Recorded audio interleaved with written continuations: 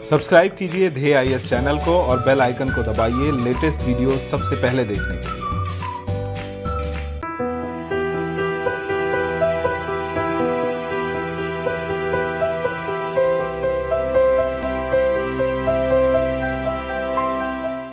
नमस्कार, मैं सुनील वर्मा ध्येय आईएएस टीम की ओर से आपका स्वागत करता हूं ध्येय टीवी पर। हम बात करेंगे डेली करंट अफेयर्स के अपने प्रोग्राम पर, जैसा कि हम प्रतिदिन करते आए हैं। इस वीडियो में हम बात करेंगे रूस पाकिस्तान के संबंधों पर और समझने का प्रयास करेंगे कि हाल के समय में रूस और पाकिस्तान के संबंध कैसे मजबूत हुए हैं, नया घटनाक्रम क्या हुआ है जिसके वजह से रूस और पाकिस्तान आने वाले समय में और मजबूत होंगे, और ये भी समझेंगे कि कैसे रूस पाकिस्तान के मजबूत होते संबंध आने वाले समय में भारत के लिए चुनौती उत्पन्न कर सकते हैं। ये जो टॉपिक है आईआर के पॉइंट ऑफ व्यू से काफ़ी महत्वपूर्ण है। आइए हम इसको थोड़ा समझने का प्रयास करते हैं। हम यहाँ पर पाकिस्तान को इंडिया के मैप के सहारे देखेंगे, क्योंकि जब हम पाकिस्तान का सेपरेट मैप देख रहे हैं तो उसमें इंडिया का भी जो है एरिया उसमें दिखाया गया। इसी से बचने के लिए हमने इंडिया के मैप के माध्यम से पाकिस्तान को समझने का प्रयास किया। देखिए, पाकिस्तान को अगर आप देख पा रहे हैं तो इसका जो विस्तार आपको दिखाई देगा वो अरब सागर से लेकर आपका जो लद्दाख वाला क्षेत्र है वहां तक दिखाई देगा। मैं आपसे ये गुजारिश करूंगा कि अगर आपके पास एटलस है तो आप वहां पर पाकिस्तान का सेपरेट मैप खोलकर देख सकते हैं। चीज़ों को समझना और आपके लिए आसान हो जाएगा। जैसा कि मैंने बताया कि पाकिस्तान के मैप के साथ कई प्रकार की टेक्निकल दिक्कतें हैं। हमारा इंडिया के एरिया उसमें दिखाया जा रहा है, इसलिए मैं उसको यहाँ पर नहीं दिखा सकता। तो देखिए, ये जो पाकिस्तान है, अगर इसका उत्तर और दक्षिण आप विस्तार देखेंगे तो आपको पता चलेगा कि पाकिस्तान में हर तरफ एक तरह का आर्थिक विकास नहीं हुआ, और आर्थिक विकास जब एक तरह नहीं होगा तो क्या होगा, असमानता आएगी, असंतोष आएगा। और यह जो देश है वह अपनी आज़ादी के समय से लेकर अब तक लगभग आधे समय तक क्या हुआ है, सैन्य शासन के अधीन में रहा है। यहाँ पर तख्ता पलट होता रहा है, सेना यहाँ पर सत्ता संभालती रही है, और यहाँ पर आज भी जो आर्थिक गरीबी है, जो यहाँ पर पिछड़ापन है, वह बना हुआ है। और सबसे बड़ी बात यह है कि यह जो देश है हमेशा दूसरे देशों की कठपुतली बना रहा है। जैसा कि अगर हम वर्तमान समय में देखें तो चाइना ने इसका बहुत अच्छा दुरुपयोग किया। जी हाँ, आपने सही सुना, दुरुपयोग किया। कारण यह है कि चाइना ने यहाँ पर चाइना पाकिस्तान इकोनॉमिक कॉरिडोर का निर्माण किया, और यह पाकिस्तान को कहा कि इससे क्या होगा, आपके यहाँ आर्थिक विकास होगा, रोजगार बढ़ेगा, पाकिस्तान में इंडस्ट्रियल रिवोल्यूशन आएगा, यहाँ के परिवहन व्यवस्था सुचारू रूप से हो पाएगी, अच्छी होगी, और सबसे बड़ी बात है यहाँ पर कई लाख लोगों को रोजगार मिलेगा। हाँ, यहाँ पर लोगों को रोजगार जरूर मिल रहा है, लेकिन लोगों को जो रोजगार मिल रहा है वह जो आप ABCD कैटेगरी के जो नौकरियां होती हैं उसमें D कैटेगरी की नौकरियां मिल रही। जो अच्छे पद हैं उस पर जो चाइनीज लोग हैं या चाइनीज जो प्रोफेशनल हैं उनकी दावेदारी है। ठीक इसी तरह से यहाँ पर जो आर्थिक विकास हुआ है, जो चीन पाकिस्तान इकोनॉमिक कॉरिडोर के माध्यम से, वह विकास जो है कि चाइना के हित में हुआ, अर्थात उन चीज़ों का विकास किया गया है जो चाइना के लिए सुटेबल है, पाकिस्तान के लिए सुटेबल नहीं। यही कारण है कि वर्तमान समय में चाइना पाकिस्तान इकोनॉमिक कॉरिडोर का विरोध यहाँ के ही लोग कर रहे हैं। अब तो ये तो हमने समझा कि चाइना ने दुरुपयोग किया, लेकिन अब एक नया एंगल यहाँ पर देखने को मिल रहा है, और वो ये है कि रूस भी अब क्या कर रहा है, यहाँ पर एक बड़ा सा प्रोजेक्ट लगाने जा रहा है। वो प्रोजेक्ट जो है कि बातचीत में 2015 से था, लेकिन अब उसको फाइनलाइज किया गया है। प्रोजेक्ट ये है कि क्या करेगा रूस, पाकिस्तान के सहयोग से यहाँ पर एक नेचुरल गैस पाइपलाइन का निर्माण करेगा। नेचुरल जो गैस पाइपलाइन है इसको भी हम समझेंगे, और ये समझेंगे कि आखिर पाकिस्तान किन चुनौतियों के तहत रूस और चाइना के वह करीब जा रहा है, अमेरिका के से दूर जा रहा है, पश्चिमी देशों से दूर जा रहा है, और उसकी पॉलिसी भारत के संदर्भ में क्या है। और ये भी समझेंगे कि रूस और चाइना पाकिस्तान को आखिर अपने साथ लेकर क्यों आगे बढ़ रहे हैं, उनके कौन कौन से हित हैं।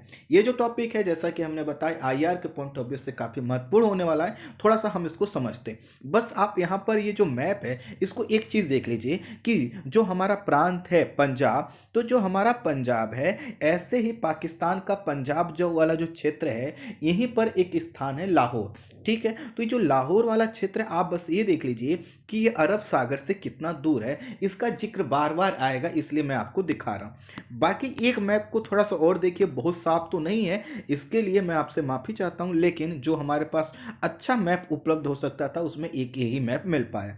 तो ये देखिए विश्व का मैप है। यहाँ पर आप रसिया की लोकेशन को देखें, और रसिया की लोकेशन अगर आप देख पा रहे होंगे तो आपको पता चलेगा कि इसका जो पूर्व व पश्चिम विस्तार है काफ़ी ज़्यादा है। और यह जो रसिया का साउथ वाला भाग है, यहाँ पर अगर देखेंगे तो यह जो पाकिस्तान है उससे ज़्यादा दूर नहीं है। ठीक इसी तरह से अगर रसिया यह चाहता है कि जो गल्फ कंट्री वाले एरियाज हैं, या फिर वह अगर अफ्रीका तक पहुंचना चाहता है, तो उसमें क्या होता है, एक मध्यम मार्ग बन सकता है पाकिस्तान से होकर। तो इसको कई तरीके से हमें समझना है, आगे चलकर मैं आपको डायमेंशन बताता चलूंगा, थोड़ा सा टेक्स्ट के माध्यम से समझते हैं।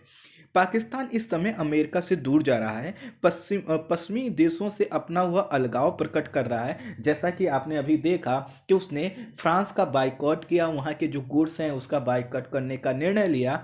और उसके पीछे भी एक कहानी है जो कि आपने सुना होगा कि जो चार्ली हेब्दो पत्रिका है उससे जुड़ी घटनाएं, और उसमें स्वतंत्रता के अधिकार और धार्मिक भावनाओं को लेकर एक जो विवाद चल रहा था, तो उसको पाकिस्तान ने इस रूप में लिया है कि वह क्या करेगा, फ्रांस के जो गुड्स हैं, जो प्रोडक्ट्स हैं, उनका बाइकाट करेगा।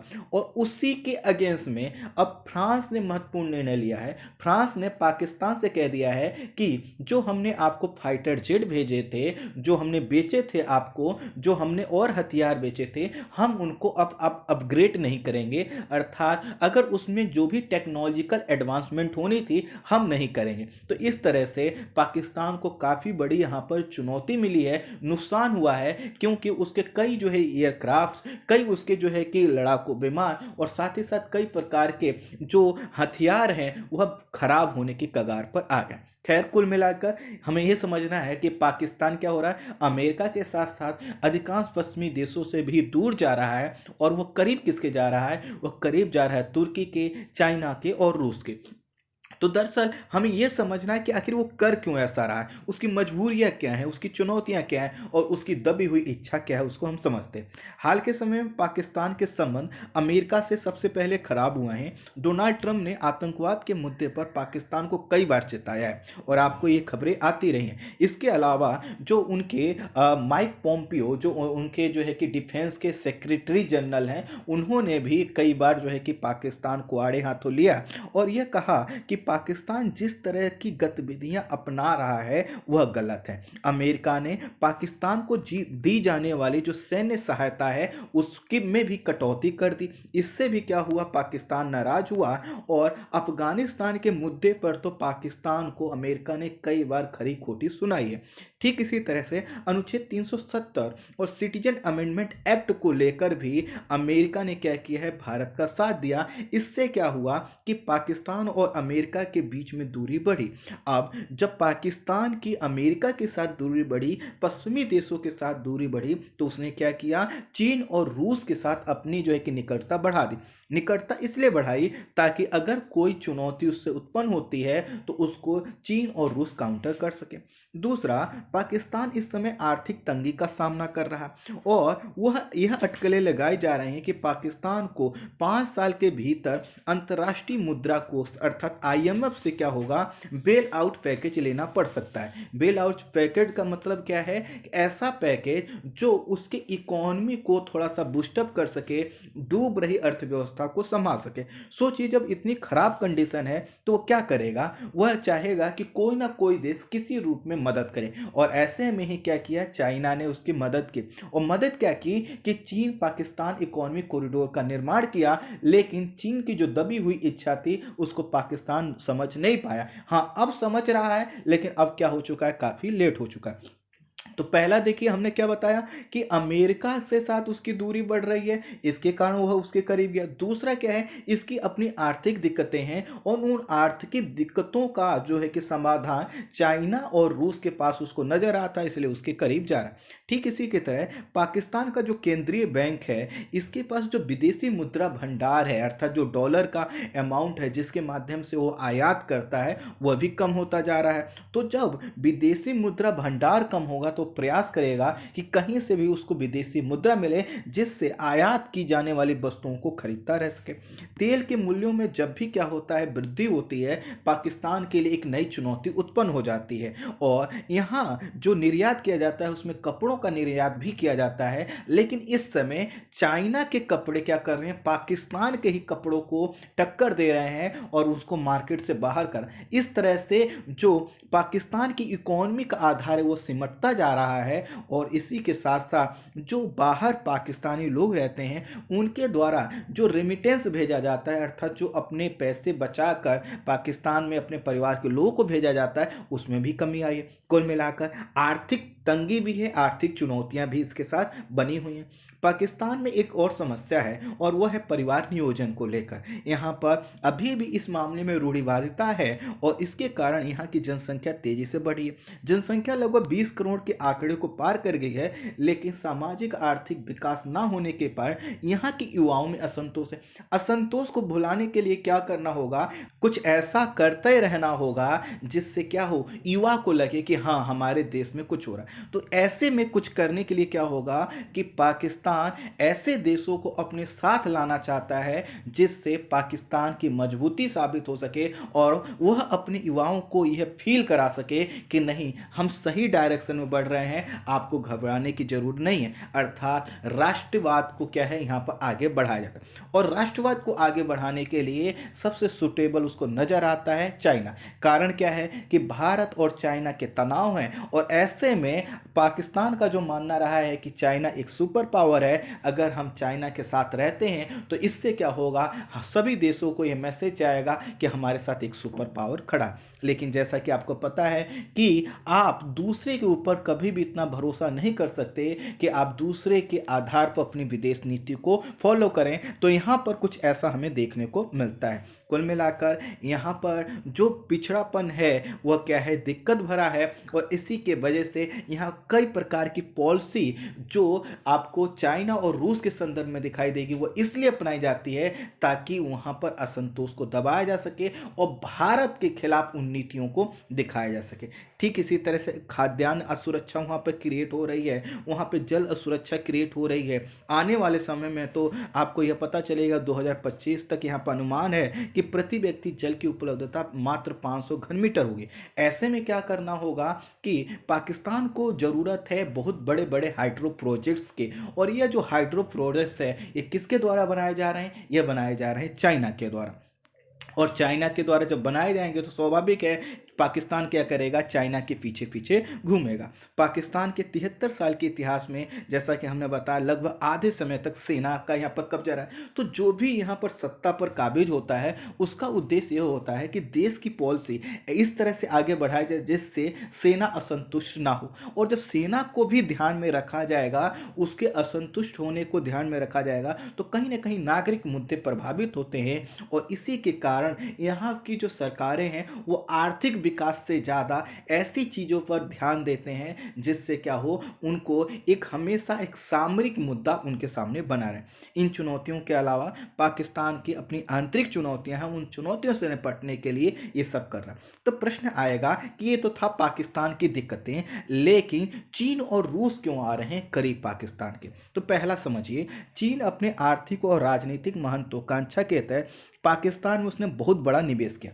उद्देश्य यह है कि जो चाइना का विस्तार है वह क्या है, जो पश्चिमी चाइना है उसको क्या किया जाए, गल्फ कंट्री से जोड़ दिया जाए और गल्फ कंट्री से जोड़कर फिर अफ्रीका से जोड़ दिया जाए। तो इस तरह से क्या होगा, एशिया के साथ साथ यूरोप और फिर अफ्रीका तक पहुंचना आसान हो जाए। तो जो चाइना है उसके पास एक विजन है और उस विजन के तहत क्या करना चाहता है, वो आगे बढ़ना चाहता है। लेकिन यहाँ पर उसने जो निवेश किया है वो अपने लिए किया है, क्योंकि उसको पता चला कि पाकिस्तान की हालत खराब है। ऐसे में उसने उस प्रोजेक्ट को आगे बढ़ाया। तो इसी के तहत चाइना ने चीन पाकिस्तान आर्थिक कॉरिडोर का निर्माण किया है। पाकिस्तान अधिकृत कश्मीर में कई जो है कि बांधों का निर्माण कर रहा है, जैसे कि हमने अभी कुछ दिन पहले बताया था। डायमर भाषा बांध के अलावा कई वहाँ पे प्रोजेक्ट्स बना रहा है, यहाँ पर कई परियोजनाओं पर वो कार्य कर रहा है। ठीक इसी तरह से वह अफगानिस्तान में भी पाकिस्तान के सहयोग से अपनी जड़ें मजबूत करना चाहता है, और इन सब में क्या हो सकता है, एक सहयोगी बन सकता है पाकिस्तान। ये है आपके चाइना के हित, पाकिस्तान के संदर्भ। इसी के साथ साथ जो पाकिस्तान है उसको ये सब चीज़ें भले ही ना दिखाई दे रही हों, लेकिन उसको एक चीज़ समझ में आ रहा है कि पैसा आ रहा है। हालांकि जो ऋण के रूप में पैसा आ रहा है वह उस पर काफ़ी भारी पड़ने वाला है, जैसे श्रीलंका के ऊपर हो चुका है। कई देश जो है कि डिफाल्टर घोषित कर चुके हैं, कई देशों की स्थिति का जो है कि गलत फायदा उठाया गया है, और आने वाले समय में विश्लेषकों का मानना है कि पाकिस्तान की आर्थिक स्थिति सही नहीं होती तो 20 से 25 सालों में कुछ इसी प्रकार की कंडीशन देखने को मिलेगी। तो ये तो थे आपके जो है कि चाइना के हित। वहीं पाकिस्तान ये भी चाहता है कि इन निवेशों के माध्यम से इस तरह से जो जुड़ाव चीन के साथ बढ़ रहा है, तो उसको क्या मिलता है पाकिस्तान को, संयुक्त राष्ट्र सुरक्षा परिषद के साथ साथ जितनी यूनाइटेड नेशंस की बॉडी हैं या जितने भी अंतर्राष्ट्रीय मंच हैं, सभी पर पाकिस्तान के साथ चाइना खड़ा होता है, और मजबूती से खड़ा होता है। जहां भी यूज मतलब कुछ ऐसे वीटो पावर की यूज का प्रयोग करना होता है, तुरंत जो है कि चाइना करता है। और इसी के कारण चाहे जम्मू कश्मीर का मामला हो, सीएए का मामला हो, एफएटीएफ का मामला हो या आतंकवाद का मुद्दा हो, हमेशा जो है कि चाइना क्या करता है, प्रोटेक्ट करता है। अर्थात दोनों एक दूसरे के हितों को आगे बढ़ा रहे हैं, और दोनों क्या कर रहे हैं, एक दूसरे का उपयोग करके अपने अपने संबंधों को मजबूत कर रहे हैं। अर्थात ऐसा बिल्कुल भी नहीं है कि चाइना के कोई छुपे हुए हित नहीं है, छुपे हुए भी हैं और दिखाई भी दे रहे हैं, और दोनों एक दूसरे को उसको आगे लेकर बढ़ रहे हैं। उसके साथ ही इस समय जो है कि चीन क्या कर रहा है, हथियारों का निर्माण कर रहा है, वो उसको बेचना चाहता है। तो बेचने के लिए क्या चाहिए, उसको देश चाहिए, और पाकिस्तान के सूटेबल नजर आता है, क्योंकि अमेरिका के साथ साथ अन्य देशों ने जो है कि उसको हथियारों की जो सप्लाई हो कम की है, तो यहाँ पर चीन का उसने दामन थाम लिया है। और इसी के कारण चीन जो है कि पाकिस्तान को JF-17 जैसे आधुनिक फाइटर जेट दे रहा है, जो 5 जनरेशन के जो है कि फाइटर जेट हैं। इसके अलावा पाकिस्तान की नेवी, एयरफोर्स और थल सेना में आप देखेंगे तो टैंक से लेकर सबमरीन, गोला बारूद, हर चीज क्या आ रही है, वहां चाइना से आ रही है। लेकिन पाकिस्तान एक चीज नहीं समझ पा रहा है कि जिस तरह फ्रांस ने अभी कहा है कि हम अपने हथियारों को, फाइटर जेट को अब अपग्रेड नहीं करेंगे, कभी अगर ऐसी ही कंडीशन चाइना के संदर्भ में हो गई और चाइना ने ऐसा कह दिया, तो उसके जो जितने भी सुरक्षा उपकरण हैं, हथियार हो, सभी तो क्या हो जाएंगे, बर्बाद हो जाएंगे। खैर, उसने भी कुछ अपना सोचा ही होगा। उसके बाद अब प्रश्न आता है कि आखिर रूस क्यों इंटरेस्ट ले रहा है। तो रूस क्या है, तेल और प्राकृतिक गैस का प्रमुख निर्यातक है, और पाकिस्तान क्या है, बड़ा खरीदार। आपको पता है कि जो रूस की स्थिति है वह 1990 के दशक के बाद से आपने देखा है कैसे परिवर्तित हो जाए। एक तरफ सुपर पावर के रूप में जो है कि अमेरिका बना हुआ था, अब चाइना जो है कि इमर्ज हो रहा है। ऐसे में रूस चाहता है कि उसकी जो पुरानी क्षमता है, उसका जो वर्चस्व वह स्थापित हो। उसके लिए जरूरी है कि उसके पास जो भी रिसोर्स हैं उसको अधिक से अधिक क्षेत्रों में बेचे। तो चाहे वो पाकिस्तान हो, फिर अफ्रीका के देश हों, या सेंट्रल एशिया के देश हों, या फिर यूरोप के देश हों, हर जगह वो कनेक्टिविटी बढ़ाने का प्रयास कर रहा है। और कनेक्टिविटी के माध्यम से क्या चाहता है कि अपने जो भी संसाधन है उनको वह क्या करे, बेचे।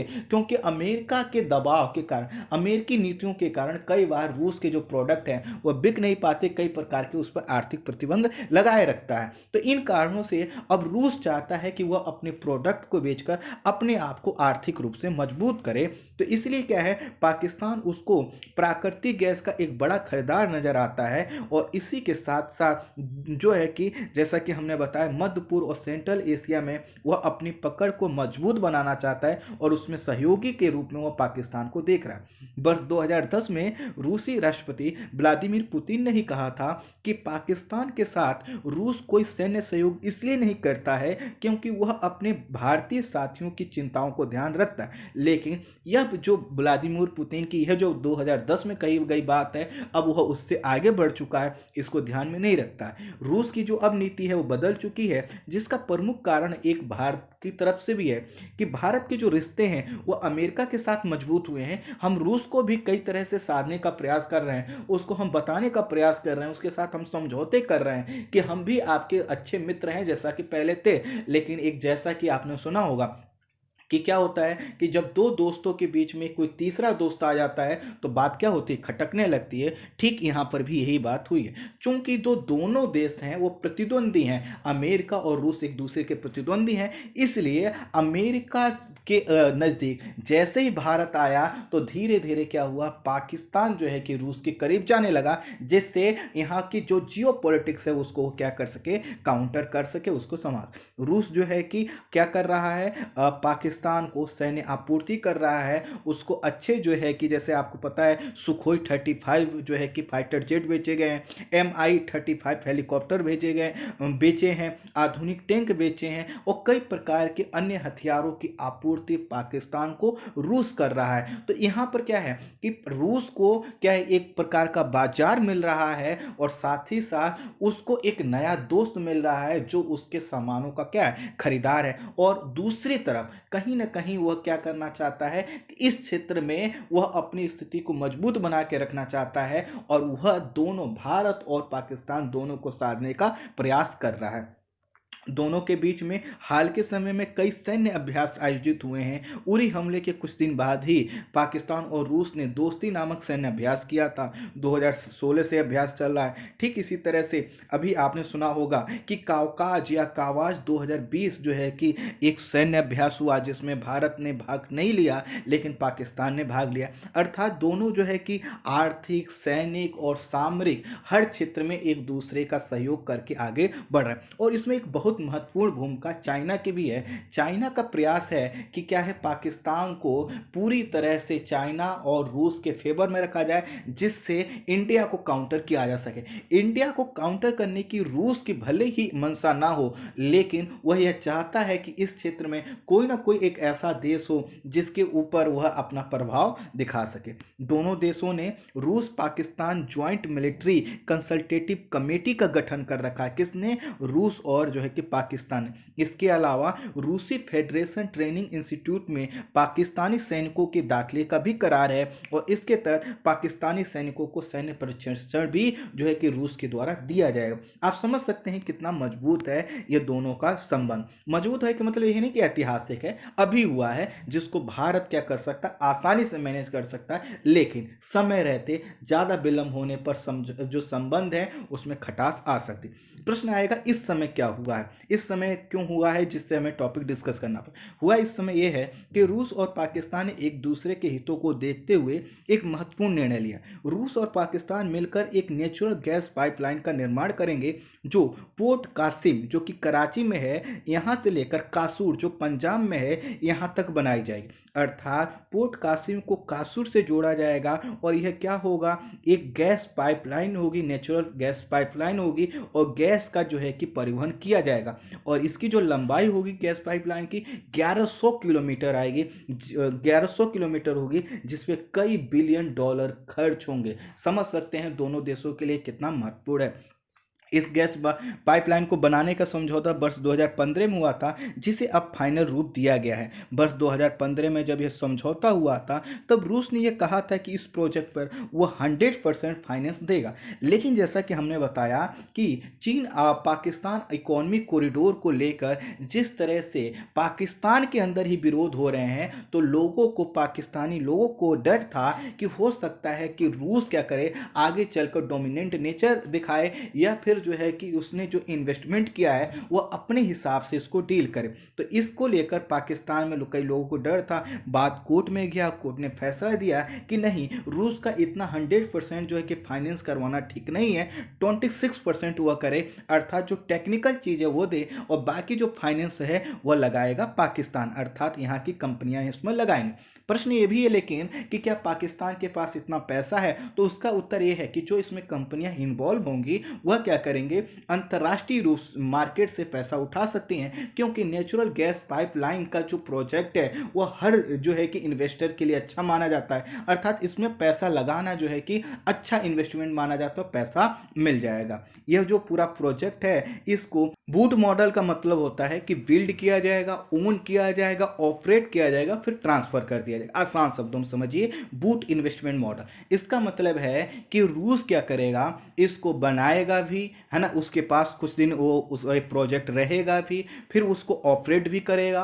और कुछ समय बाद क्या करेगा, ट्रांसफ़र कर देगा। और ये जो ट्रांसफ़र रूस करेगा पाकिस्तान को 25 साल के बाद यह करेगा, अर्थात 25 साल के बाद रूस का इस प्रोजेक्ट से जो है कि वह बाहर निकल जाएगा और पूरी तरह से पाकिस्तान का हो जाएगा। पहले इस परियोजना को जो नाम दिया गया था वह था north south gas line project, लेकिन अब इसका नाम भी बदल दिया गया है। अब इसका जो नाम है वह है Pakistan steam gas pipeline project नाम कर दिया गया है। यह नाम इसलिए बदला गया है ताकि इसमें देखिए शब्द क्या आ गया है कि पाकिस्तान शब्द का जिक्र हो, क्योंकि इसमें जो अधिक जो पैसा लग रहा है वो पाकिस्तान का लग रहा है। दोनों देशों के बीच यह तय हुआ है कि इस प्रोजेक्ट को चलाने के लिए एक ज्वाइंट वेंचर कंपनी बनाई जाएगी, और ये ज्वाइंट वेंचर कंपनी क्या है, जब तक प्रोजेक्ट चलेगा तब तक के लिए होगी। तो इसका मतलब क्या है कि पाकिस्तान और रूस के जो संबंध हैं न सिर्फ इस प्रोजेक्ट के निर्माण के समय, आने वाले समय में भी महत्वपूर्ण बने रहेंगे। और ये जो कंपनी बनाई जाएगी इसका नाम होगा रूस पाकिस्तान जॉइंट वेंचर कंपनी, और यही कंपनी क्या करेगी, इस प्रोजेक्ट को आगे बढ़ाएगी और इसमें दोनों देशों के प्रतिनिधि शामिल होंगे। ये जो पाइपलाइन है इसका जो डायमीटर होगा 48 से 56 इंच तक का होगा, और इसमें बड़ी मात्रा में क्या किया जाएगा, गैस का ट्रांसपोर्टेशन सुनिश्चित होगा। पाकिस्तान की सुई नॉर्दर्न और सुई साउदर्न जो कंपनियां हैं गैस की, वह इसमें क्या करेंगे, निवेश करेंगे। इस समय पाकिस्तान को घरेलू और औद्योगिक ज़रूरतों को पूरा करने के लिए बड़ी मात्रा में प्राकृतिक गैस की आवश्यकता है। वहीं रूस क्या करना चाहता है, अपनी आर्थिक मजबूती, अपनी जो उसका पुराना गौरव है उसको प्राप्त करने के लिए अधिक से अधिक तेल और प्राकृतिक गैस को बेचना चाहता है। तो दोनों के आर्थिक हित यहाँ पर पूरे हो रहे हैं। और पाकिस्तान के सामने एक बड़ी चुनौती है कि उसके पास जो ये ऊर्जा को खरीदने के लिए जो डॉलर की कमी महसूस हो रही है, वह क्या करेगा, रूस के इस प्रोजेक्ट से उसको सहूलियत हो जाएगी। वह क्या करेगा, गैस खरीद लेगा, बाद में उसका क्या करेगा, पेमेंट करे। तो इस तरह से पाकिस्तान क्या कर रहा है कि जो अपनी चुनौतियां हैं उनके देखते हुए क्या कर रहा है, वो रूस के करीब जा रहा है। खैर, रूस और ये पाकिस्तान का प्रोजेक्ट भले ही आर्थिक हितों के लिए किया गया हो, लेकिन भारत के लिए जो है कि आने वाले समय में चिंताजनक है। चिंताजनक ये है कि अगर रूस को गैस बेचना भी है तो भारत का मार्केट है, अन्य देशों का मार्केट है। ऐसे देश को मजबूत करना या इस प्रकार के संबंध बनाना जो भारतीय हितों को नुकसान पहुंचाते हैं, कहीं ना कहीं चिंताजनक है। जैसा कि हमने बताया 2010 से पहले रूस की राष्ट्रीय नीति ये रही है कि भारत को पहले प्राथमिकता दी जाती, लेकिन अब उस प्राथमिकता में परिवर्तन आ, तो यहाँ पर भारत के लिए अभी समय है कि वह क्या करे, रूस को अपने साथ मैनेज करे, क्योंकि रूस जो है कि भारत का सबसे अच्छा मित्र रहा है, अभी भी है। लेकिन होता क्या है, जो संबंध है कभी भी स्थायी नहीं होते, उसमें परिवर्तन आते रहते हैं, और परिवर्तन हमेशा जो है कि प्रॉफिट और लॉस के आधार पर चलते हैं। अब चूंकि रूस इस समय कई प्रकार की चुनौतियों से जूझ रहा है, उसमें क्या करेगा, उसको जो ज़्यादा सुटेबल लगेगा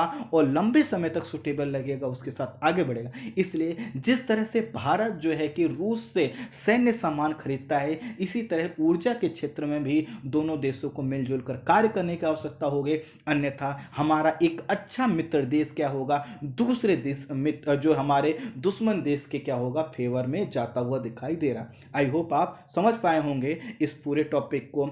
इस वीडियो में इतना ही। Thank you so much.